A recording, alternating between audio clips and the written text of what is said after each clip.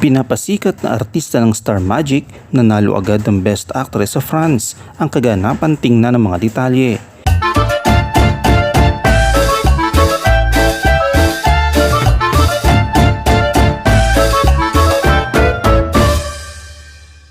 Sa edad na 15 taong gulang, nagwagi si Crystal Mejes ng parangal bilang Best Actress sa Paris Films Awards para sa kanyang pagganap sa maikling pelikulang Matapang.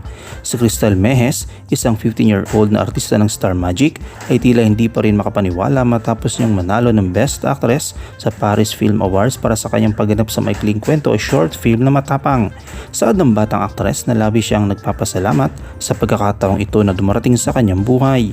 Sa kanyang pahayag ay sinabi, "Hanggang ngayon hindi pa nga siya nagsising in sa akin. Piling ko po panaginip lang siya ngayon. It feels very unreal to me hanggang ngayon. Whenever I think about it, sabi ko, is this real? Talaga? I just won Best Actress or maybe I'm just dreaming. I'm just really grateful for all the blessings that I have in my life right now and for every opportunity that is in my life right now." Ibinahagi ni Crystal na siya ay sumasailalim sa audition para sa kanyang papel sa maikling pelikula bago sumiklab ang pandemic. Aniya, akala ko nga po hindi na siya matutuloy because nagka-pandemic tayo, but during the pandemic naman po, nagkakontak pa rin ako with the producers and the directors. So they just called me na lang po that we were gonna do the film and they asked me to fly to Manila to shoot. Ang maikling pelikula o short film ay kinuhaan noong February 2022. Sa short film, ginagampanan ni Crystal ang papel ni Mary Ann, ang anak ng isang sex worker na naghahanap ng kanyang tunay na ama. Ibinahagi ng aktres na ang producer ng pelikula ay may plano na palawakin ang Matapang at gawing isang buong length feature.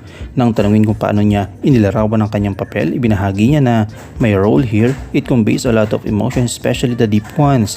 It's a really challenging role for me, especially that I'm just a young actress, tapos I was willing to do this kind of role. Very substantial, very deep, very emotional, and very provoking.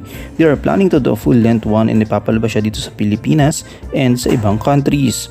Kilalang Star Magic sa pagpoproduce ng mga magagaling na artista sa bansa. Katunayan, sila ang tinuturing na premier talent agency sa bansa dahil sa kanila nanggaling ang mga sikat at high caliber stars sa kasalukuyan, kabilang na sina Piolo Pascual, John Lloyd Cruz, Shaina Magdayaw, Claudine Barreto at marami pang iba. Ano yung komento kaugnay dito? Shoutout tayo kay Perla Cruz, kay Slapshock Masinda de Miguel at kay D. Gutierrez Calma.